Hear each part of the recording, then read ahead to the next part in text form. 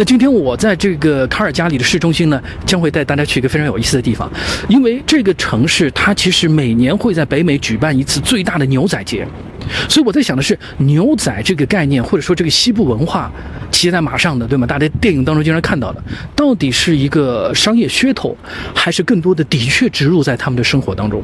所以我稍后会进入到身后的那个白色的建筑里边，你想象不到这个车间里其实有一样和牛仔非常有关系的一样东西，稍后就和我一块进去看一看。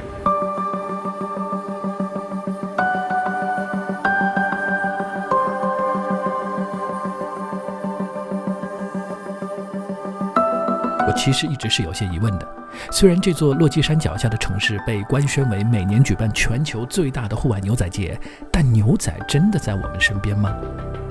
在资讯爆炸甚至面对 AI 的冲击，耐心越来越稀缺的现在，还有人能定下心一片片挑选皮革，一件件打磨出牛仔必备的物品吗？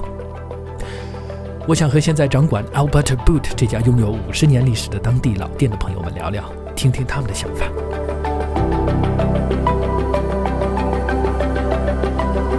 Thanks, Kevin. Appreciate the invite, and thanks a lot for coming down to Alberta Boot. It's great to have you here. Yeah, thank you. Now we are in a store, and look at your customers. I just think that when do people actually put on a pair of Western boot? That's a great question. During Calgary, in Calgary, we have the Stampede that happens the first week of July, first 10 days of July. So we do have a lot of people that arrive here that are like to dress Western, want to put on a Western outfit, etc. And there's also a big portion of our clientele that are live the lifestyle. They're on ranches, they're cowboys, they own ranch properties. So it's an everyday workwear piece for them as well. So roughly about 2/3 of our business is kind of the everyday person, and then about 1/3 is holiday, tourist, Calgary Stampede, arrivals, etc.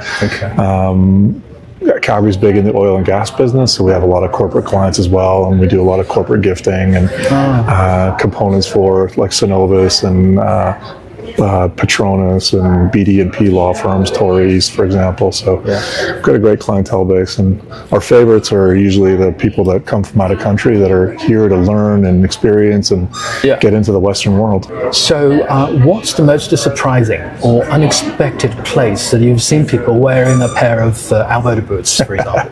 Well, we usually see them in the rodeos and in the bars and in the Stampede.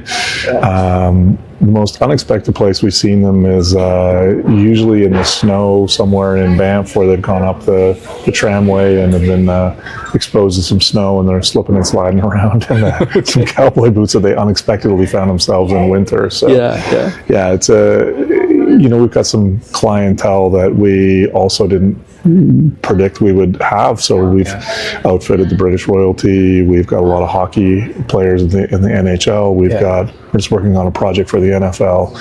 And then we work with a few country singers as well. So Dasha, Midland, Kane Brown, we've got product too, Lainey Wilson. So kind of a variety of people across the country music scene. Yeah. For people who don't own any boots at all, I mean, what sets a proper cowboy boot apart from a regular boot out there? What's the signature touch? The signature touch is usually the shape itself. So, for example, you can get a Chelsea boot style, which is a kind of a rounder toe. In cowboy boots, you have the ability to pick a cowboy toe or a cowgirl toe, a cutter toe, which is slightly blunted, a snip toe, which is a little bit elongated and snipped at the end, or a full, we call it a Chihuahua toe, a very pointy kind of scorpion killer style toe. And then you have the ability to kind of choose your heel heights as well. So something that is kind of very standard, 3/4 inch all the way to 1.5 inches, and heights. And what makes it unique on the work side is the ability to get in and out of stirrups rather quickly. And make sure there's a shank there that's going to support your weight while you're in the stirrup on a horse, in a saddle. Okay. You know that I heard that Alberta Boot is the official supplier to RCMP for a while. What is the standard, or what are the qualities did they look for that made them choose you guys? Yeah, we've been supplying the Royal Canadian Mounted Police for 21 years now. Part of the made in Canada feature is that they like to have the product be manufactured here.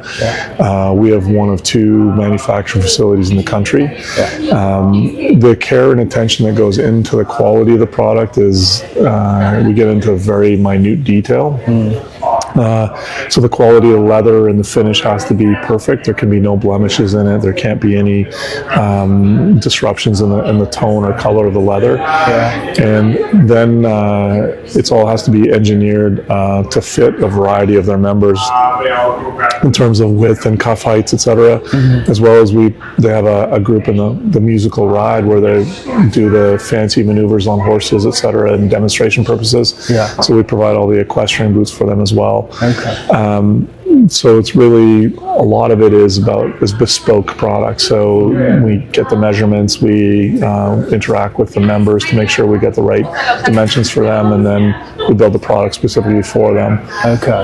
And culturally, it's an icon in Canada, where if you saw a Mountie in the red serge, they've got the brown boots, and that all happens here. So it's we're really proud to be able to manufacture them for them, for that group. So let's suppose that what if an officer, for example, is out there on duty in a harsh Canadian winter? What does the boot have to take or have to endure in this very extreme circumstance? Yeah, unfortunately, they're not very warm, which is part of the downside. But it has to be able to stand up to the elements for a few hours to make sure that the wind, the snow, the rain, for example, beads off the boot and stays as waterproof as we can make it, or water impermeable as we can make it. And the officers themselves go through a ritual when they're graduating from the depot in Regina, where they'll take the boot we've manufactured and they'll polish it and sand it and polish it, and so it comes up to what they deem to be an acceptable level of shine and an acceptable level for presentation for their cadre master. So it's quite the process to see, and we see some of the repairs come in, and it's a beautiful product that they've maintained all through their lifetime. So and they boot for them as a symbol upon their graduation of that they've made it into the RCMP. So when they wear it in the field, yes, it's likely mostly ceremonial, but it also has to withstand the elements as well. Jay, I know that you must have been asked the same questions hundreds of times. But I still would like to know that when and how did Alberta Boot come to be? Alberta Boot was founded in 1978 by the Gerwing family, and the gentleman was named Mr. Ben Gerwing, and Mr. Gerwing was a RCAF fighter pilot, and for them they found that the most comfortable boots to fly in were cowboy boots because they had the right heel height for the pedals for the tail ailerons. So long story short is since he was in Calgary and there was a Western culture, he was very creative, so he decided to start making product for his friends. And that turned into a business, and then it existed in the Gerwing ownership until 2021, and then it was purchased by a family office here in Alberta, and we've been working on growing the brand and expanding into the US market and wholesale markets as well. But it's really a labor of love and a family operation is how it started. So having almost 50 years as a history seems to be a remarkable, massive milestone indeed. So now how do you see the future of the Western culture? I mean, is it now gaining more traction, or honestly speaking, that whether pushing this Western heritage is more of a clever marketing strategy, or it's indeed woven into the daily lives? No, here it depends on which part of the country you're in and which city you're in Canada or the US as to how it really weaves its way into day-to-day life. Here in Calgary and specifically Alberta, Manitoba, Saskatchewan, the western states in the U.S., Texas, Arizona, New Mexico, Tennessee, for example, it is a cowboy and western is a daily life item. I think this trend is, they tend to stick for a while, meaning it won't completely disappear. From its baseline that it has, I think that we see an increase in the base level of people that will continue to live the Western lifestyle, and then obviously we'll see some new trends come along behind it. But we don't see it fading away anytime soon. From a work perspective, we see more of the Western look invading the workwear cycle as well. So people looking for steel toe or composite toe cowboy boots that fits their narrative around their lifestyle, but they can go to work in it and have the same experience. Yeah. What if that someone really wants to build a Western wardrobe, let's suppose? I mean, where should they start? And I know that some people try too hard to look Western. So how to keep it, look authentic and put together rather than looking like a costume? Yeah. Authenticity around the brands is really the key. So you can come in, we have got a bunch of people who can help style you and make it sure that you have the right look and feel that goes along. And diversity in brand as well. So if you buy a set of Alberta cowboy boots, for example, you get some Kimes jeans and maybe a Sendero shirt. Then so you've got all the right brands and the right colors and the right mix goes on, versus having the same brand head to toe. It sort of sticks you out as being an inauthentic cowboy. Yeah. And then a great hat. It always helps. So as long as you got great boots and great hat and a good belt, you're set. You can mix and match beyond that. A lot of the raw materials actually come from China. It's a rice paper based product. So what used to be wheat based that they produced in country in either the US, Canada, or Mexico now is rice paper based and comes out of China. This is a material called pirarucu or armapaya, and it's an Amazonian fish. And the scales are quite large, so the holes in that you see here, the indents, are where the scales are, and it's a very soft, supple leather. Ring lizard, and that's a small lizard native to Central America, and again, it's bred in captivity. But the texture of the leather is quite unique, and it's got a unique looking vamp to it where it's quite structured across the top of it. And so on a boot product, it looks very unique. This is a python hide, and you'll see there's a bit of a blue hue or coloration that comes down the middle of it. This has been hand done, and then the color through the main body of the snake has been painted as well, and then these sort of raised colorations here are natural on the animal. They've just been enhanced. So they do it via airbrush. So they'll airbrush out all these colorways and enhance the natural aspects of the animal as well. So this is ostrich, and this is where the feathers are, which is the quill area of the ostrich. Again, it's an extremely soft leather. Feels very supple and very compliant. Yeah. And then outside of the quill area is the belly area of the ostrich as well. So oftentimes we'll use this area for the vamp or the front of the boot, and then we'll use the belly area for the heel counter or the back.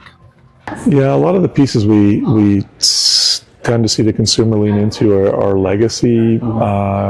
They look at it as a bit of a legacy. And so, for example, on the boot side of things, we've had customers come in with their grandparents' cowboy boots and want them resold, etc. Or, for example, they've been buried in their cowboy boots that they've had them their whole lives. So it's really quality. It's a lot less about price, and it's really about the authentic look that you can put together. And on the apparel side, we've got things that are inexpensive, like a T-shirt, but then also right up to very well-made leather garments, jackets that are $2,000 or $3,000. So the focus for us is to present a quality item that's going to last you a lifetime. So this is leather we use for outsoles, and it tends to be a fair bit thicker. So it's a 5mm thick leather, and it comes out of a very traditional tanning process. And each one of these hides goes through a 6-week tanning process in different tanning vats where the tannins are absorbed differently throughout the process. So it's a U-shaped process, and there's 6 tanning vats that go down one side.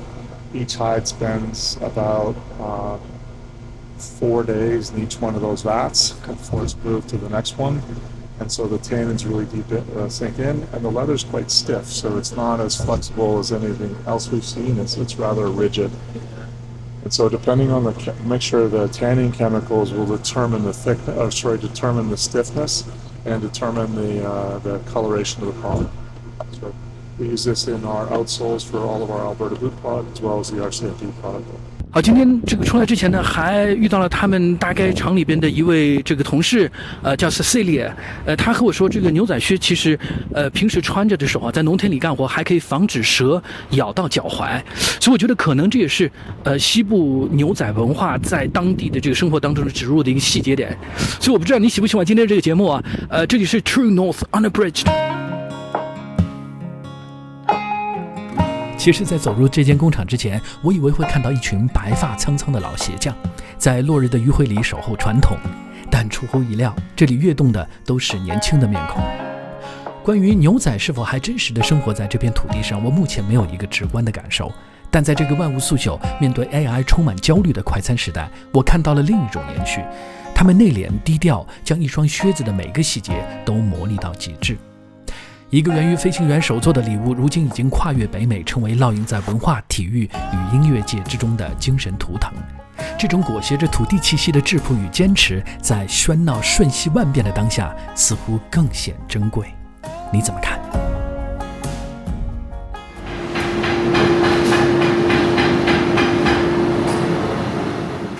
？You keep talking about passion. I mean, what sort of passion you are describing? I mean, how do you feel by touching the leathers or making the boots to come to be like a real thing in front of the customers? Oh, well, I guess that if you don't feel that passion, if you don't feel that inside of you, like the craftsmanship that you need to deliver, you don't gonna do a good job. It's just like something else. You don't pay attention to detail. So you just that's okay. Just go. No, when you're like doing like any customized boot, you know that somebody ordered that with some requirements, and you need to deliver exactly as they asked for. When a young kid, for example, walks into the studio and trying to learn something, what is the first thing you look at? I mean, is it their skills, or is it their passion, like what you said, or is there love? Like before, I used to look only on skills, like let me see what you got. Let me see how you can sand. Let me see how you can just cut something by hand, to see how good are with your hands. Like at least like, okay, you should be okay. But everything is been changing. So some of the kids that they are here is like, oh, I hear about Alberta Wood a long time ago, but I just never try. But they come, oh no, just get in.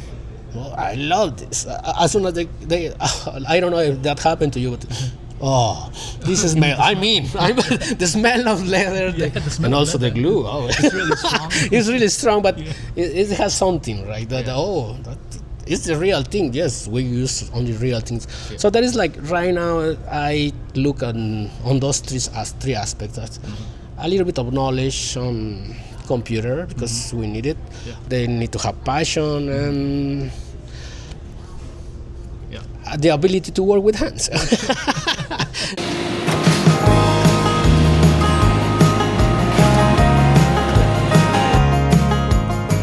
在这一期的采访当中涉及到的一些非常精彩的英语表达方式呢，我已经特别为大家整理成了一个 PDF 的文件。